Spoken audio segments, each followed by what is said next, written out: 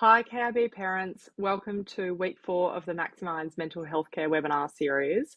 Today, we will be focusing on strengths, interests, and values and how to fully understand your children. A reminder of the 8-week webinar series topics, and today we will be focusing on, as I said, strengths, interests, and values. So getting straight into the introduction. The learning outcomes for today are: what are strengths and how do you amplify strengths in your child or children? What are interests and how do you encourage these in your children? And what are values and how do you foster them in your child or children? Here's an overview of what today will be looking like as we go through the topics mentioned, and then finally a summary and resources. To start with, an overview. As mentioned, today we will be focusing on strengths, interests, and values, particularly applying to your children. In week 6, we'll be looking at strengths, interests, and values and how they relate to yourself to develop your own self-awareness. In addition, looking at your parenting style and how that can have an impact on your children. So to differentiate the 2 weeks, today we're looking at more the interpersonal awareness, which is about the awareness between people and obviously how to help you to really understand your child.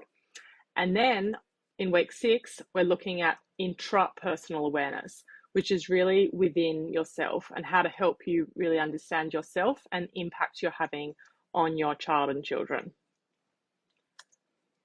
As we've covered before, KIB relies on the Self Plus Wellbeing Framework, which is social, emotional, and learning to flourish. As you can see, they already cover things like strengths, interests, and values in this framework. In particular, I want to draw you to within the learning element, character development, and we will cover that today and how that relates to how your girls are already being exposed to this framework at Kincoppal and what other steps you can take to promote their strengths. And also curiosity, interest within learning, and again, how KIB girls are already being promoted with these sorts of concepts at school and how that relates to things like growth mindsets and also additional ways you can help promote their interests and foster those. And finally, in the social category, you can see here core values and how they relate to KIB's Sacred Heart goals, what's already been done to support them, but also additional ways that you can help to identify and foster their values. Further to that, you can see how KIB also promotes the idea of the self and how they've developed self-awareness, not only within the school life, but also beyond. So there's a big emphasis at KIB on developing their strengths, interests, and values throughout their secondary education to develop not only their self-awareness and that intrapersonal awareness that we were talking about just before, but also that interpersonal and how they can relate to one another. So to summarise, in Year 9 and 10, they have a focus particularly on those character strengths and core values. And then as they head into Year 11 and 12, they cover more of those interests, how they actually are working out what their key contributions are going to be, not only to their secondary education, but also beyond.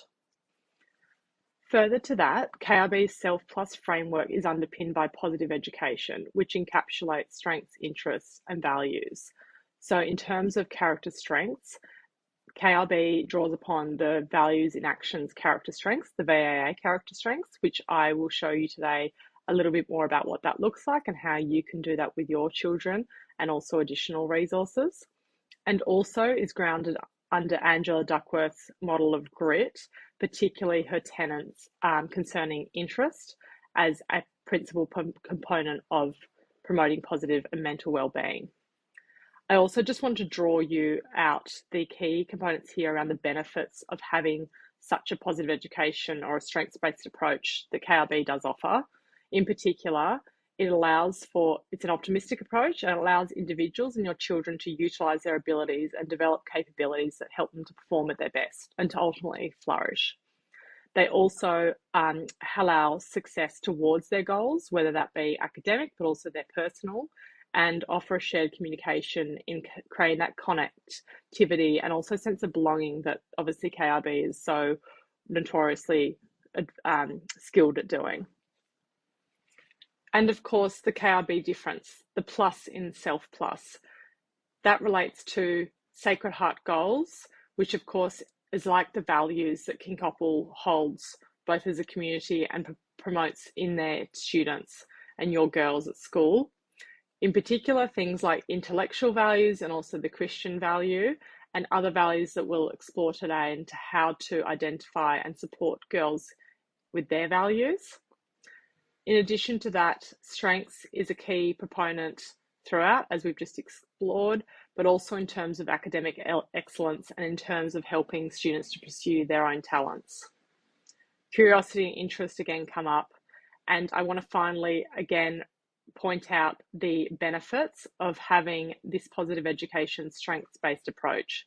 As you can see, this is just only a few of many of the benefits that Kincoppal's model promotes, including things like building relationships across the world and deepening our cultural knowledge and understanding, increasing their sense of belonging, understanding of self in relation to the world, and to really help them to think outside themselves, help them to reach the optimal state and flourish, move beyond their own individual worlds, and build towards a better and more just future. To summarise, from Kincoppal Rose Bay's perspective, the benefits of a strengths-based approach such as this for your children is that it helps them to utilise and develop their abilities, helps them to perform at their best, encourage positive school outcomes, greater success towards goals, have a shared language for communicating, ultimately help them to reach that state of flourishing, builds relationships across the world and develops their cultural knowledge and understanding, increases their sense of belonging and gains understanding of themselves in relation to the world. In addition to this, Maximinds also believes that there's many benefits of having a strengths-based approach. As a psychologist, I'm very big proponent of having a positive psychology mentality because it focuses not necessarily just on the weaknesses or the illnesses that is mental illness, but it focuses more on the potential, the future, what are the possibilities. So from that perspective, a strengths-based approach allows them to be and celebrate their most authentic selves.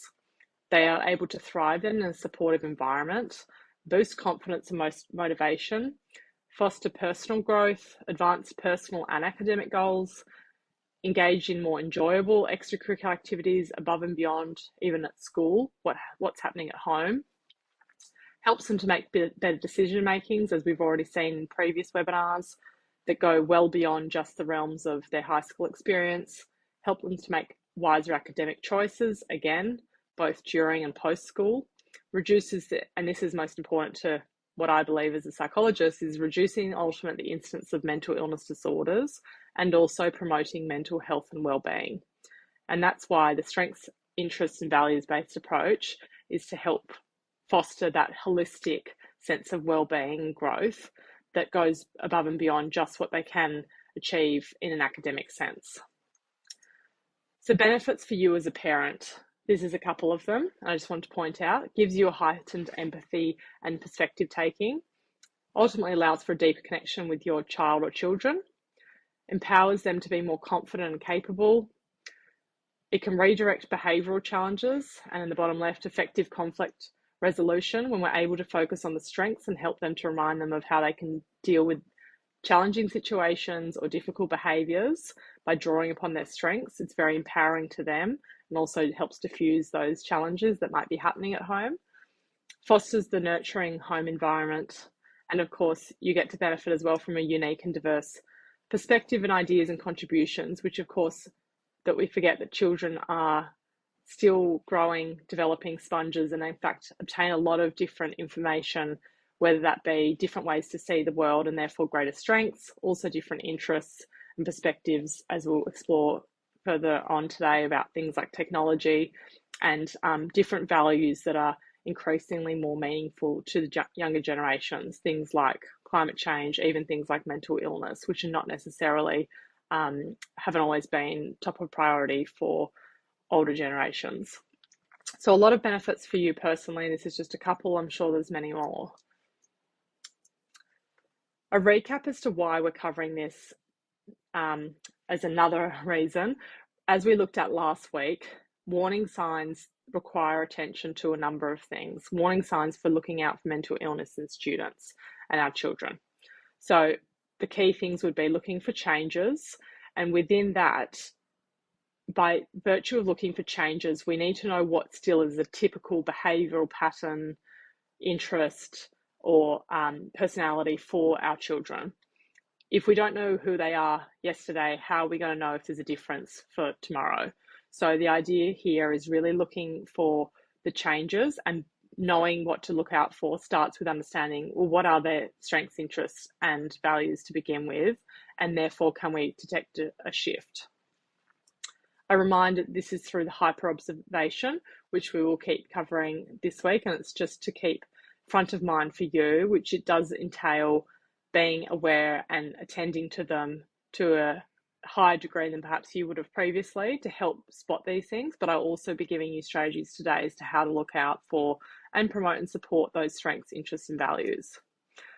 I wanted to start by giving you an overview of a general technique, which I think is interesting. It's a Japanese concept, and we use a lot of these at Maximise because I do think they're genuinely empathetic culture. They seem to be picking up on these sorts of these nuanced ideas that occur before we sometimes get them in the Western world. And this is one example of how they've spotted a way to help individuals reach their full potential, which I want to share with you.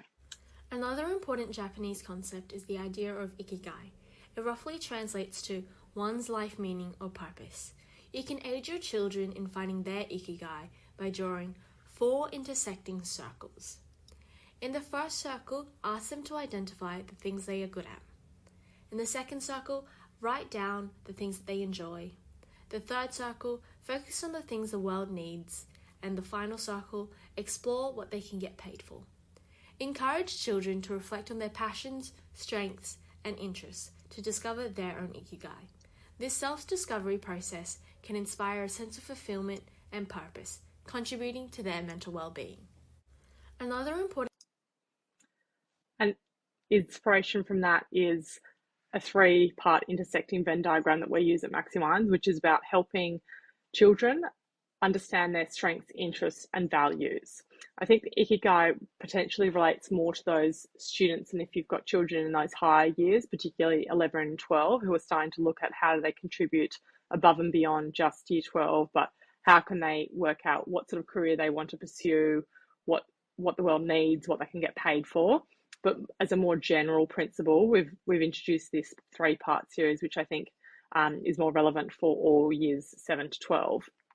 So we're going to be looking at today strengths, interests, and values. And simply, strengths are very simply skills, interests are more their likes or passions, and values are those principal beliefs that are more enduring and underlie them as individuals. So starting with, what are strengths and how do we define them? So strengths are the positive part of your personality that impacts how your children think, feel, and behave. And this is a definition that comes from the VIA character strengths, which I will be showing you shortly as to one way in which to identify these strengths in your children. And within that, there's 3 key parts. So talents, so those unique individual exceptional capabilities and aptitudes, such as things like musical, artistic, or athletic. Skills, so the acquired proficiencies and expertise in specific areas, things more like writing, public speaking, problem solving. And then we have capabilities, so innate or developed capabilities to accomplish tasks effectively. So this might include things like leadership, critical thinking, and being adaptable, for instance. A model we learnt very on as training psychologists was Gardner's theory of multiple intelligences. And just to give you an overview of how these strengths apply in more of a intellectual perspective, there's 8 different domains here. So visual spatial, that might be students or children who are particularly creative and have an aptitude for visual things, particularly say visual arts. Linguistic verbal, children who have a particular knack in English, for instance. Interpersonal, more about understanding how other people think, and intrapersonal, understanding more about how you think. And again, we talked about that distinction earlier as to what we're covering today, being the interpersonal and you understanding how your children work. And then in week 6, we'll look at intrapersonal and understanding how you can develop your own self-awareness. Logical, mathematical, they might be the children who particularly thrive in subjects such as maths and science. Musical, children who may have strengths in music and play, for instance, different instruments. Bodily kinesthetic, students with strengths in subjects such as PDHPE that's offered at Kincoppal. And finally, naturalistic, students who have aptitude in subjects such as geography. Another great way to define strengths was coined from Don Clifton, who's here, and he said, what would happen if we studied what was right with people versus what was wrong with people? And I mentioned this before. I think that's a great way to think about mental illness versus health, and the big focus that I particularly have and we have at Maximinds on positive psychology, and I think Kincoppal also adopts in that, how do we promote the best and how do we help individuals reach their full potential rather than pathologizing, which is not necessarily always as advantageous as I think focusing on, well, what's the potential? What's the ability for success? So he defined it as strengths, as each person has great potential for success in specific areas. And he said that the key to human development is building on who you already are. And most people actually start with dominant talent and then add skills, knowledge, and practice. And again, I think this really goes to that nature-nurture debate that we have already explored, which is there is an element of nature or talent that's originally potentially pre-existing. And then there's a huge component of the nurture, which is that investment or the time spent practicing, developing skills and building that knowledge base. And the Gallup or the Clifton strengths definition of strengths is that it's a combination or almost a multiple of those two things. And that's what ultimately leads to a strength. So it's a combination of not only having that innate talent, but also doing something with it and spending time investing in those strengths. And that's when you really get ability to thrive. They use a matrix, which looks something like this. So they talk about this 5 by 5, 5 for talent and 5 for the investment. So think of 5 for talent being the nature. And if you've got that raw innate talent, then you can ultimately move up that curve and move up that line. And then same thing with investment, the nurture. The example they gave was about Michael Jordan and saying that, well, he was ultimately born with innate talent for basketball and therefore had a 5 for talent. And he also worked pretty hard. So the theory was that he basically was a 25 because he was 5 by 5. In the same breath, they talk about how if he was to pursue golf, no matter how hard he tried, he may not have ever had that same talent. So say if he even had a 4 for talent for golf, and he still put in the same amount of effort, he still was only ever going to be 20 when you think of it. And we were taught this in our early studies of psychology. I just think it's a really interesting way to look at the intersection between nature and nurture. And the most important message is start with an innate talent of your child and think about what they really are already good at and go back to where have they already thrived? What have they already really loved and excelled at growing up? More importantly, what does the report say from school? What do you already notice that they are excellent at and that they want to spend time doing? So this intersection is really important. And I do believe this is a really good way to think about strengths for your children. So how do you actually amplify these strengths in your children? As mentioned, KRB's Self Plus framework is underlined by positive education and strengths-based approach. They rely on the VIA Institute on Character, which is a free online tool to help children identify their top strengths and gives them a rank order of 24 potential character strengths, which obviously helps your children to identify build about their own self-awareness, but also develop their self-confidence. So to give you an overview of the types of character strengths, there's 6 different buckets around wisdom, courage, humanity, justice, temperance, and transcendence. And within each of these, there's a range of different character strengths that are able to be identified. So things like in wisdom, creativity, curiosity, judgment, love of learning, perspective. The bucket of courage concerns bravery, perseverance, honesty, and zest. Humanity, love, kindness, and social intelligence. Justice, teamwork, fairness, and leadership. Temperance, forgiveness, humility, prudence, and self-regulation. And then transcendence, appreciation of beauty and excellence, gratitude, hope, humour, and spirituality. If you haven't already done this, and if your child hasn't already done this at school, I would suggest getting on and doing in particular this BAA Youth Character Strengths Report. It's about $10 and it will help rank your children's according to different strengths that we've just covered, and give them a report, as you can see on the right, based on their top 5 strengths, I believe, which goes into what it means, why it matters, and how to flex your strength or even encourage and support and develop that strength even further, which, as we've just seen, is very important in that talent by investment multiplier, and really focusing on how we can actually amplify strengths even further, which has been found to be far more advantageous than sometimes improving development areas.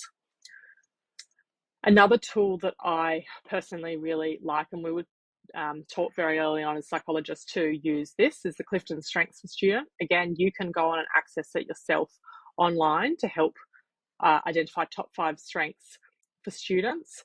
It tends to be targeted to slightly older children, but I think it still has enough relevance for all high school students.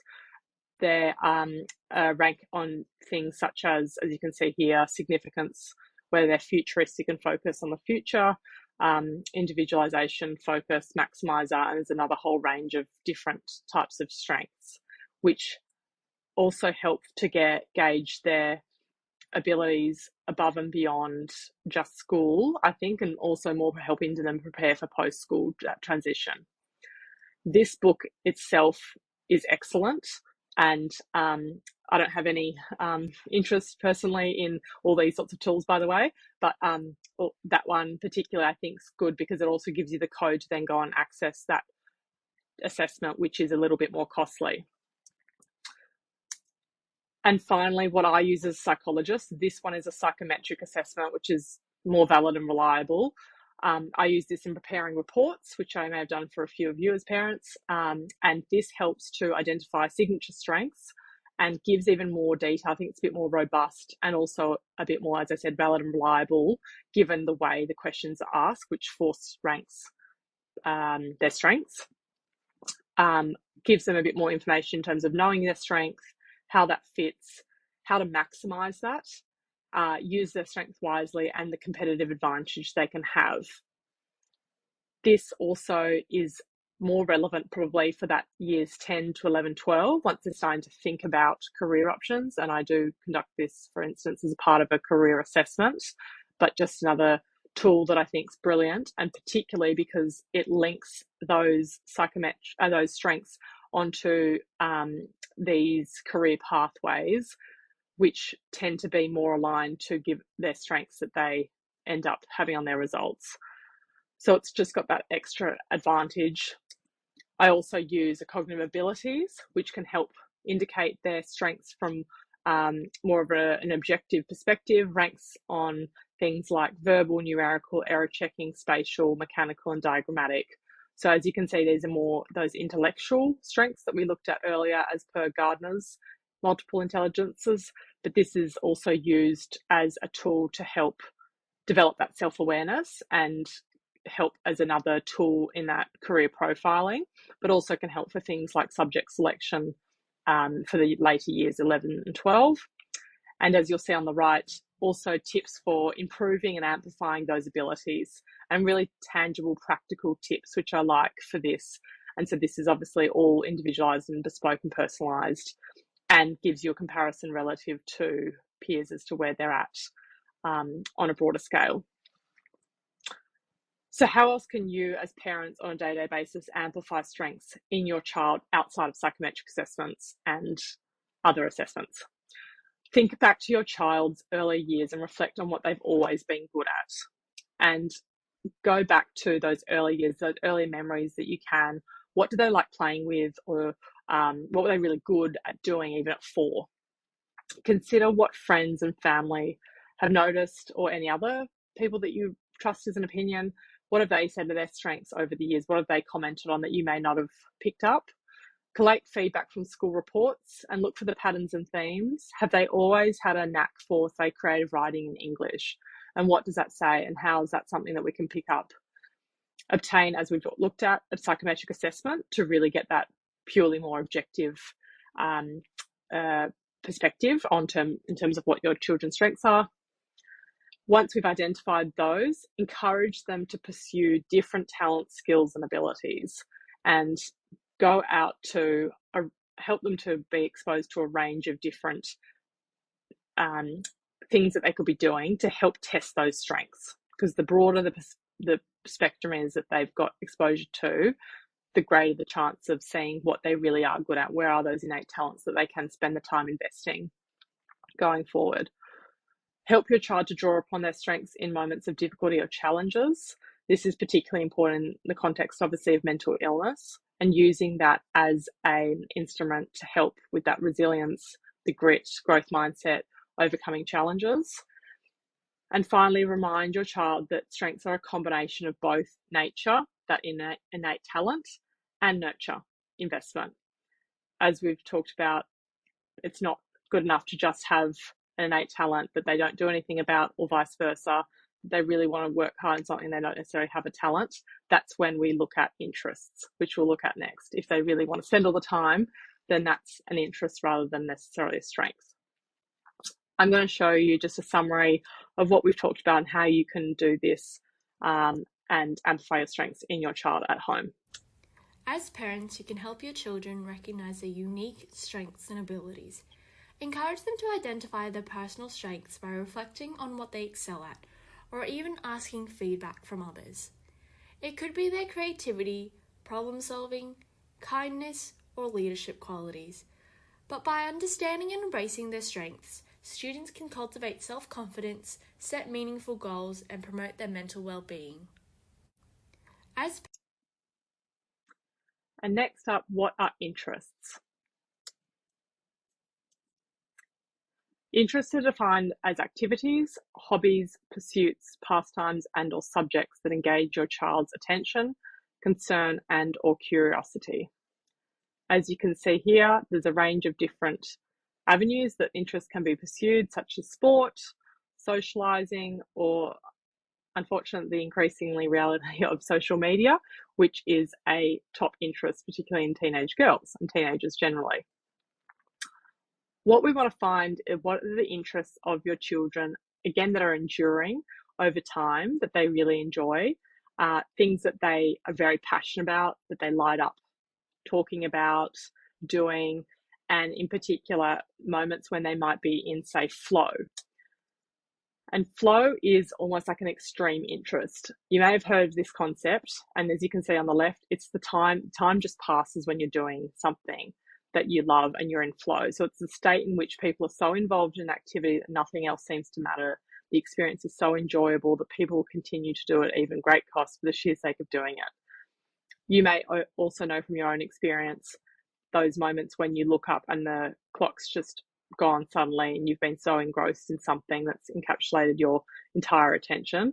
We want to know what are the things that children just love doing, your child is obsessed with doing, and what are those really extreme interests that they thrive in. A range of different interests could be in all sorts of different areas, and children, as you probably know, hate being asked what their hobbies are. And as a psychologist, that seems to be the most hated question that I ask. What do they like doing in their spare times? This might range from all these things or something else. So for instance, creative pursuits. Do they like painting, taking photos, any sort of craft? Do they have particular academic subjects that they really like at school? Are there particular sports or exercise that really seem to be part of their identity and they just love doing. Culinary arts, do they like helping you cook, or do they like baking or doing something with recipes? Performing arts, are they good at acting? So not good at, interested in acting, dancing, music, instruments, things like that. Outdoor activities, do they enjoy hiking, gardening, camping? Technology, this includes, of course, the social media, but also things potentially like coding or robotics, video games. Social activities could be socializing, going out with friends on the weekend, but also doing things with other people. So, for instance, volunteering or community service, and passionate about those sorts of projects. Literature or reading, are they interested in reading, writing, poetry, stories, creative writing, storytelling, those sorts of things? Travel and exploration, do they like exploring new cultures? Are they motivated by different languages or destinations, different sorts of people? As mentioned, the most common interest of teenage girls has been found to be social media of late. This is recent research, followed closely by fashion and beauty, and followed then by music. This is probably not surprising if you think about where the time is that teenage girls spend their time, and teenagers now spend their time. It is online. Whether we can call this an interest, I guess by the definition, it is a hobby, it is a pastime that they definitely spend losing track of time on. That said, how can we still think about those as interests, for instance, in social media, as an interest and a passion that can help them and be relevant to their future success, despite the downside, for instance, of social media and being online all the time? Fashion and beauty and music, obviously other interests. A big, I think, proponent of particularly both of them is the social media and the influence that happens, that circulates that. From a psychological perspective, John Holland was an American psychologist at Johns Hopkins University, and he came up with 6 interest types, which are realistic, so really being quite practical, working with hands, tools, equipment, and enjoying things they can touch. Investigative, that's an interest surrounding reading and thinking about solutions to problems. Artistic and creative talents. Social, teaching and helping others. Enterprising, holding a position of power. And conventional, keeping records and doing computations. So these may sound a little bit familiar in light of Gardner's multiple types of intelligence that we explored earlier. So for instance, the realistic interest may sound a little bit like the bodily kinesthetic strength that we looked at, and that PE or more physical strength that we looked at before. Investigative could be similarly aligned to the strength of linguistic verbal, particularly potentially children that are either interested in or good at English. Artistic, a little bit like visual spatial, potentially a strength or an interest in art, drama, photography, D&T. Social, more of the interpersonal, enterprising, at a very high level, intrapersonal, because of that ability to have a self-awareness, and conventional, that more logical, mathematical. That is to say, though, that strengths are not necessarily the same as interest. And hopefully that's clear by now, that even if, for instance, your child is really good at something, it doesn't necessarily mean they really like it. And vice versa, they might really like it, but they may not necessarily be good at it. And that's okay. And they will have different strengths and interests, and they don't need to find this interest that's a strength and a strength that's an interest right now. That's probably more for later on in life, but it's good to know that they can have it. It's good to have both of these things, and know that they can like things without necessarily being the best at them, which is really good for their resilience building and that development of grit and growth mindsets. And likewise, they could be good at things that they just don't want to pursue. And unfortunately, motivation is a really hard thing to teach and train, as you may know. So you might also be knocking your heads against a brick wall with that one. So how do you as parents encourage and foster these interests in your children? As we looked at before, this is Holland's 6-part model of interests as part of actually a psychometric assessment called the self-directed search, which looks at the relevancy of a child's interests in relation to other factors such as their goals, values, and their competencies, which may align to ultimately different suitable career interests.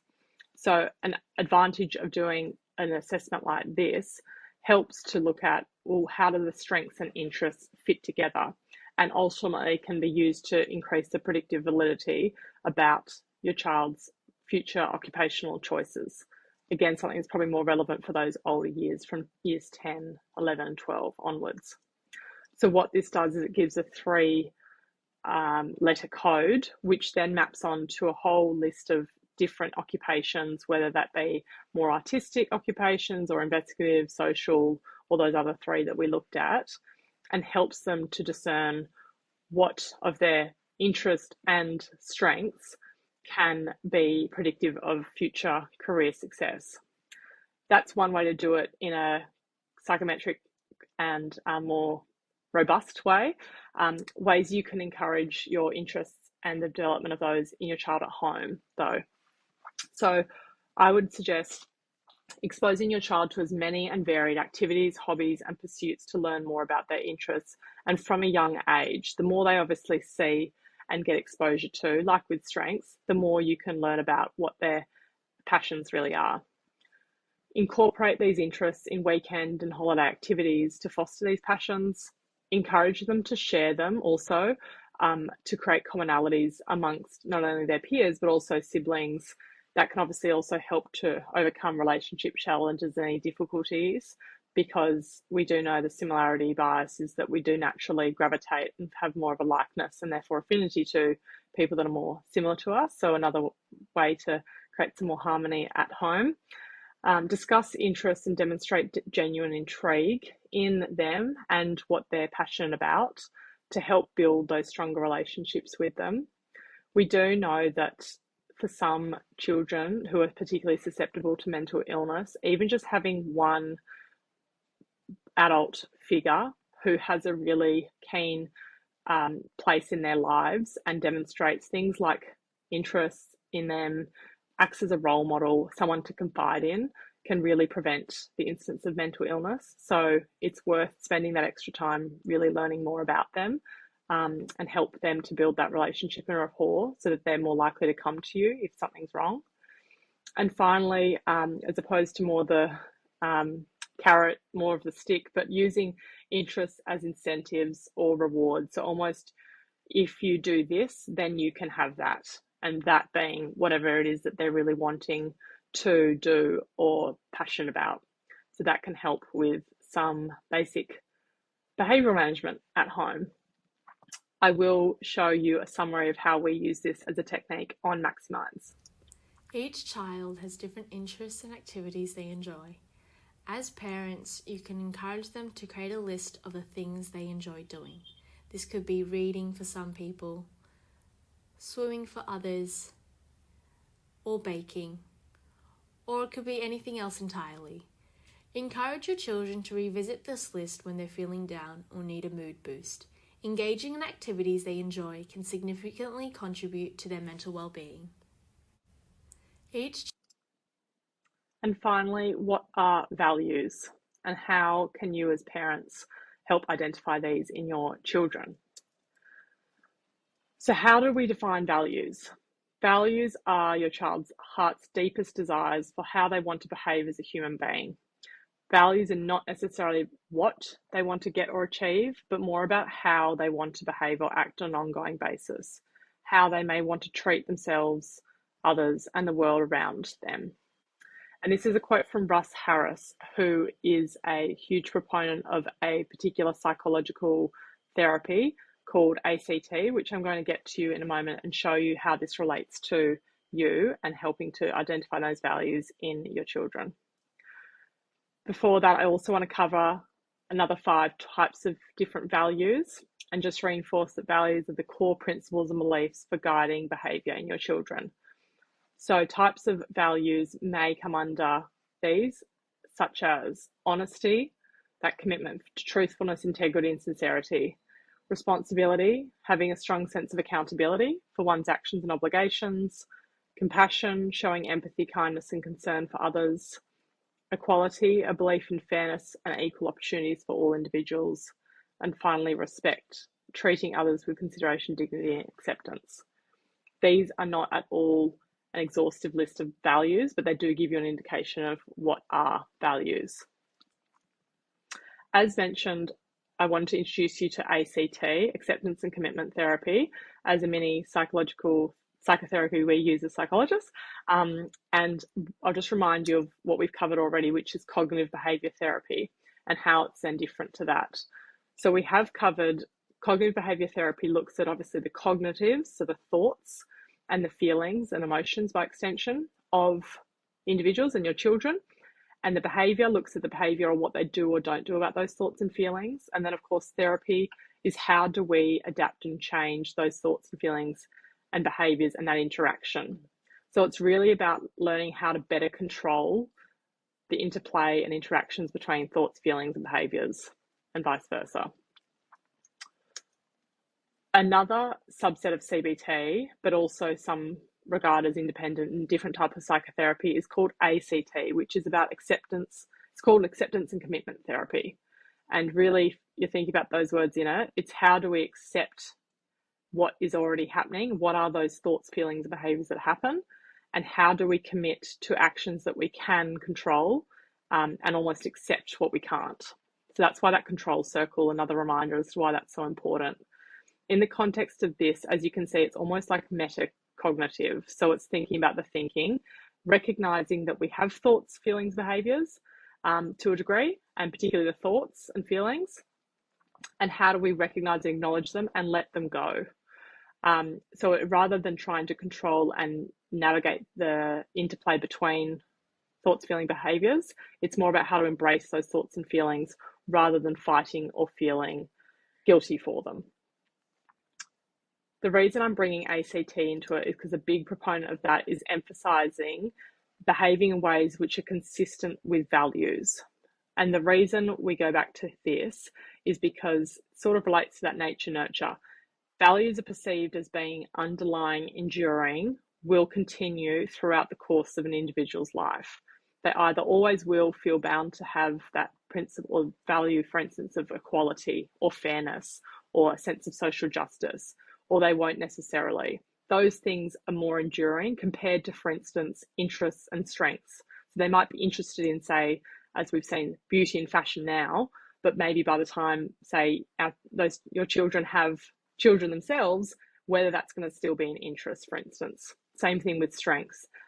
As we know, young people are particularly good at being very detail orientated, very good studiers, researchers, etc. As they progress throughout their career, they may have different strengths, such as more strategic thinking. Values, on the other hand, are much more enduring, like I said. So that's why ACT is a great psychotherapy that we use and relevant to you to understand that we want to emphasize behaviors in which are consistent with the way the values occur. And how do you as parents help to foster these values in your children? As we looked at earlier, King Koppel hold the Sacred Heart goals very close to their heart in the way that they educate, both academically at school, but also in a more holistic sense to contribute to their general well-being. These values include a personal active faith in God, a respect for intellectual values, the building of community as a Christian value, a social awareness which impels to action, and personal growth in an atmosphere of wise freedom. Beyond this school influence that influences students and children's value system are, of course, many other contributing factors. Your own family values have been arguably the most enduring in influencing your child's development of values throughout their lives. Further to that is, of course, societal values, which include what they absorb on things like social media, what they learn about as they go about their lives and are exposed more to different cultures and around the world. Another big contributor to influencing individuals' values are, of course, their peers. They arguably have one of the most influential roles in influencing your child's and their value system. So how do you foster values at home? To summarise this, we suggest to continue to instill meaningful, positive family values in your children. Help children to be discerning about what societal values they absorb into their own value system. Role model Sacred Heart goals for your child to learn from. Also be mindful of peer influences and help them again to be discerning about which ones they incorporate. And finally, try and respect the many and varied values that your students and children will adopt. As one activity that we encourage for clients on Maximise, this is an activity that you could encourage your children to do, which involves reading the list of values. This was developed by Ross Harris, who we spoke about earlier, who is a big proponent of ACT, or acceptance and commitment therapy. The idea is to help prioritise and almost rank the values to ultimately get to what are their 3 most important values to them.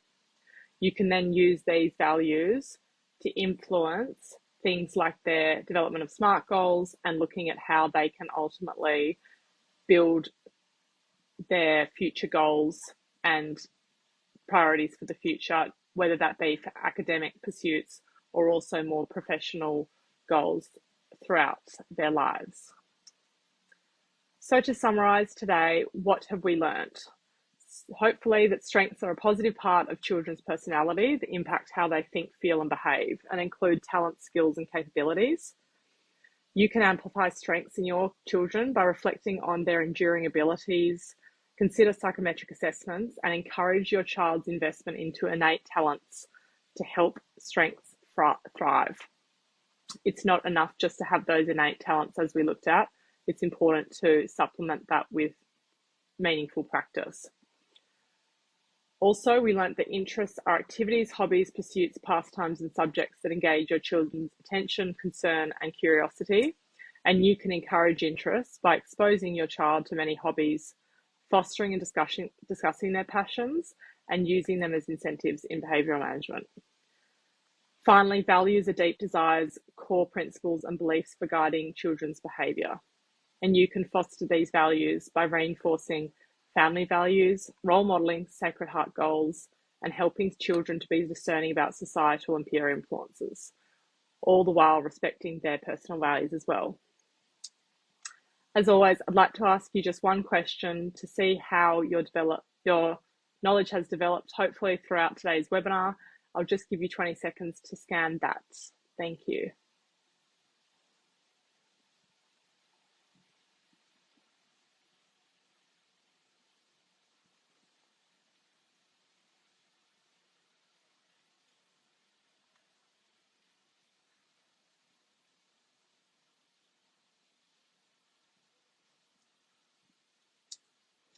And finally, resources, emergency contacts if you need them in the event of an emergency. Maximise is also available 24/7 and you have access for the 3 months, and you also have the option there to book a psychologist if you need. And here is the QR code to give you the links there, and always my contact details are here if you would like to reach out. Thank you all and see you next week.